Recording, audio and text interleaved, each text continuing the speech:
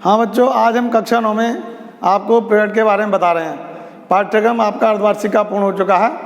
अब आपका 2 प्रोजेक्ट बनवाने हैं आपको अर्धवार्षिक से पहले, जो आपको यहाँ बनाने हैं। तो मैं जो वीडियो आपको भेज रहा हूँ, इस वीडियो के माध्यम से आपको वीडियो को पूरा सुनेंगे और उसके बाद में वो प्रोजेक्ट लिखेंगे कापी में। प्रोजेक्ट की फाइल होती है जो आपको अलग से बनानी है, तो उस प्रोजेक्ट फाइल में आपको ये प्रोजेक्ट लिखने हैं। प्रोजेक्ट का जो काम है वो पहला संख्या शीर्षक है दीपावली या प्रकाश पर्व का महत्व या उपयोगिता। तो दीपावली की उपयोगिता के बारे में इसमें बताना है, इसका समय बताना है, कैसे मनाते हैं उसके कारण बताने हैं, क्यों मनाते हैं, उसका ढंग कैसा मनाने का है, उसके लाभ, उसका हानि, तब बाद में निष्कर्ष लिखते हैं जिसको उपसंहार कहते हैं। तो दीपावली के बारे में जैसा कि हम जानते हैं, यह कार्तिक अमावस्या के दिन पूरे देश में दीपावली का पर्व मनाया जाता है। यह क्यों मनाया जाता है, तो इसके बारे में बहुत सारी किंवदंतियाँ या कथाएं प्रचलित हैं। सबसे प्रमुख कारण जो बताते हैं वह है कि इसी दिन भगवान राम अयोध्या पर विजय प्राप्त कर लंका पर विजय प्राप्त करके अयोध्या वापस लौटे थे। लेकिन लंका के राजा रावण को मार दिया और वहाँ विजय प्राप्त की, उसको जीत लिया और उसके बाद में इस दिन ये अयोध्या वापस आए थे। उनकी खुशी में हमारे देश में अयोध्या वासियों ने घी के दीपक जला करके उनका स्वागत किया था। अपने मकानों पर, बाउंड्रियों पर प्रकाश के द्वारा जो कतारों में पंक्तियाँ लगा दी और उससे ऐसा लग रहा था जगमग जगमग, जैसा कि हमारा पूरा देश बिल्कुल प्रकाश में हो गया। तो इस प्रकार से हमारा जो दीपावली का उत्सव बड़ी खुशी और उल्लास के साथ हम उस दिन से मनाते आए हैं। दूसरी किंवदंती है कि इसी दिन हम लक्ष्मी और गणेश जी की पूजा सायंकाल में, रात्रि में हम करते हैं, जिससे कि धन की देवी लक्ष्मी और हमारे कष्टों को दूर करने वाले भगवान गणेश जी हमसे प्रसन्न होते हैं, हमें धन प्रदान करते हैं और हमें जो हमारे ऊपर अच्छी कृपा उनकी रहती है तो हम स्वस्थ रह सकते हैं। जैसा कि हम कहते हैं कि गणेश जी दुखों को दूर करने वाले हैं, विघ्नहर्ता हैं, मंगल करता हैं। तो इस प्रकार से इसकी जो पूजा है वो लक्ष्मी और गणेश जी की पूजा भी इसी दिन हम रात्रि में करते हैं। ठीक इसके जो मनाने में जो कारण है, ये मैंने आपको 2 कारण बताए। वैसे कारण और भी हैं इसके, किंतु आपको ज़्यादा न लिखते हुए प्रोजेक्ट में ज़्यादा बड़ा भी नहीं करना है। तो उसके बाद में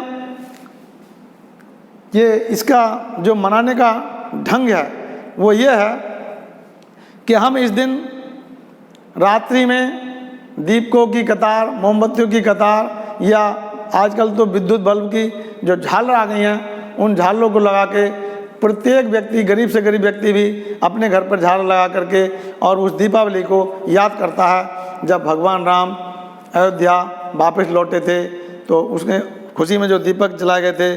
जैसा कि आजकल योगी सरकार ने तो इसका एक रिकॉर्ड कायम कर दिया है कि बनारस में, अयोध्या में दीपकों की इतनी लंबी लाइन कतार लगा देते हैं कि 5-5 लाख दीपक जला करके एक विश्व रिकॉर्ड बना दिया है, जैसा कि हम दीपावली के दिन देखते हैं। तो ये पहली बार हो रहा है और इस बार तो अयोध्या में एक और भी भव्य उत्सव होगा, क्योंकि भगवान राम की जो जन्मभूमि अयोध्या है वहाँ पर एक भव्य मंदिर बनने जा रहा है, जिसकी प्रतीक्षा हमारे देशवासियों को बहुत दिनों से थी।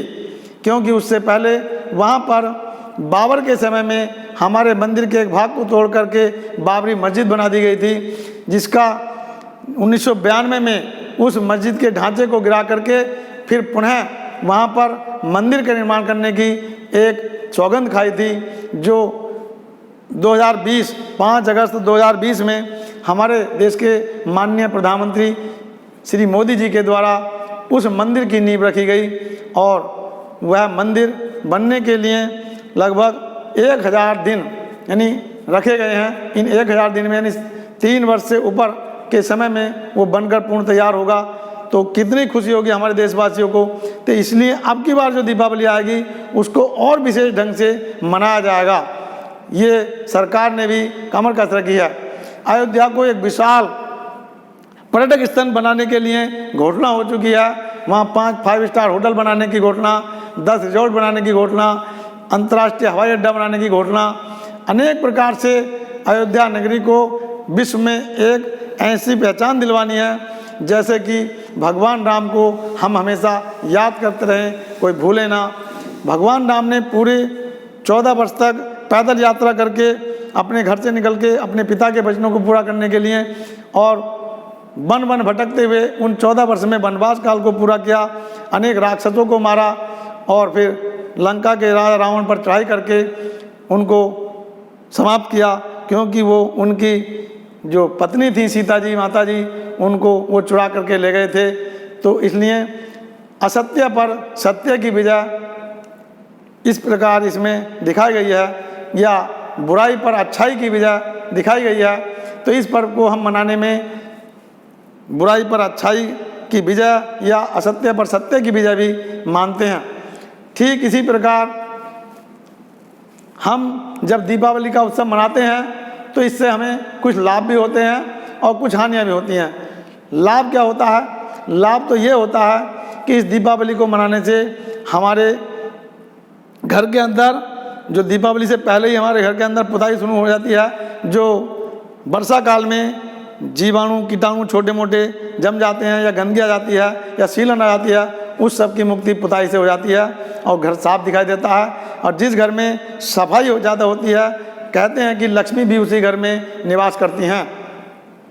तो इस प्रकार से घर में स्वच्छता रखी जाती है, लक्ष्मी गणेश जी की पूजा होती है, तो धन धान्य की वृद्धि होती है। उधर किसानों के लिए मान्यता यह है कि इस समय वर्षा काल में खरीफ की फसल कट करके जब घर में आती है तो बड़ा खुशी होती है। इस उपलक्ष्य में भी किसान बड़े प्रसन्न रहते हैं और अपने नए अनाज को घर में लाते हैं। तो ठीक इसी प्रकार से इन प्रकाश के जो पर्व होते हैं, जो दीपावली का हम मनाते हैं, इससे हमें अनेक प्रकार की पुरानी याददाश्त भी आती है और हमें अनेक प्रकार से लाभ प्राप्त होता है। धन धान्य की पूजा या लक्ष्मी गणेश जी का हमारे घर में आगमन होना एक बड़ी सौभाग्य की बात होती है। तो इस बहाने से हम दीपावली का उत्सव खुशी के साथ मनाते हैं, हमें बहुत सारे लाभ प्राप्त होते हैं। किंतु दूसरी तरफ कुछ हानियाँ भी इससे होती हैं, क्योंकि कुछ लोग इस दिन बहुत सारे पटाखे छोड़ते हैं, तो उन पटाखों से अनेक प्रकार का विषैला धुआं निकलता है जो हमारे पर्यावरण को प्रदूषित कर देता है, जिससे हमें बहुत बड़ी हानि भी होती है। दिल्ली में या और बड़े बड़े शहरों में इस प्रकार से इस पर्यावरण का बहुत बड़ा प्रभाव पड़ता है और उससे लोग बीमार भी हो जाते हैं। और दूसरी बात, एक और दूसरा जो अपवाद है या हानि है, वो है इस दिन बहुत से लोग जुआ भी खेलने का काम करते हैं, जुआ खेलते हैं। और आपने पुरानी कथा पांडवों और कौरवों की सुनी होगी कि जुए में ही सारा उनका राजपाट और घर बर्बाद हो चुका था। तो इसी प्रकार से जुआ जब खेलने वाले लोग हैं, पैसों में जुआ खेलते हैं, तो अपने घर की संपत्ति लुटा देते हैं। तो इस प्रकार से वो बाद में अपने आप में पछताते हैं। तो जुआ खेलने की जो प्रवृत्ति है, ये भी एक बहुत गलत है, इससे भी हमें बहुत हानि होती है और पर्यावरण प्रदूषण होता है। तो इस प्रकार से कुछ पटाखे बच्चे ऐसे छोड़ते हैं जो खुशी खुशी में छोड़ तो देते हैं, उनके माता पिता ने छोड़ देते हैं, किंतु उसमें उनके हाथ में बस्ट हो जाता है, उनकी आंख चली जाती है, उनका कोई अंग चला जाता है। ऐसे बहुत सारे केस देखने को मिलते हैं। तो ये भी एक हानि है। तो इसी प्रकार से हम इन हानियों से बचते हुए लाभ की तरफ बढ़ें और अपने इस त्यौहार को खुशी के साथ आगे मनाते रहें। निष्कर्ष ये निकलता है कि दीपावली का त्यौहार जो हमारा है, उसके हम उपयोगिता जान करके, उसके लाभ जान करके हम उधर ध्यान दें, उसके जो हानियां हैं वो हम छोड़ दें, उनको त्याग दें। पर्यावरण को सुंदर बनाने के लिए हमें पटाखे नहीं छोड़ने चाहिए और घर को बर्बाद करने के लिए हमें जुआ नहीं खेलना चाहिए। तो बच्चों, इस बात का ध्यान रहे, जिनके घर पर इस प्रकार के गलत काम होते हैं वो आप अपने माता पिता को समझाएं और वो गलत कार्य से उन्हें बचाएं। तो ये दीपावली का जो मैंने आपको प्रोजेक्ट दिया है, ये प्रोजेक्ट आप हिंदी के किताब में निबंध के द्वारा भी लिख सकते हैं, आपकी किताब में भी दिया हुआ है पीछे प्रोजेक्ट में। इसमें भी सहारा ले सकते हैं और अपने जो घर पर आपके बड़े बहन भाई हैं उनके सहयोग से भी इस दीपावली के जो शीर्षक मैंने बताया आपको, इसके अनुसार इसका प्रोडक्ट तैयार कर सकते हैं। बाईं ओर जो प्रोडक्ट फाइल में खाली पेज है उसमें दीपावली से संबंधित कुछ चित्र, लक्ष्मी गणेश के चित्र, इस प्रकार के जो आप इंटरनेट से निकलवा सकते हैं या स्वयं हाथ से बना सकते हैं या कहीं से कटिंग करा करके भी, अखबार से कटिंग करके भी लगा सकते हैं, चिपका सकते हैं। तो बाईं ओर आपको बहुत सारे चित्र चिपकाने हैं और दाईं ओर आपको ये प्रोडक्ट लिखना है। तो इसी प्रकार से मैं आपको अन्य प्रोडक्ट भी बताऊंगा। ये मैंने पहला प्रोडक्ट आपको बताया, इस पर आप ध्यान देंगे और प्रोडक्ट फाइल खरीद करके उसमें इसे लिखने का काम शुरू करेंगे। धन्यवाद।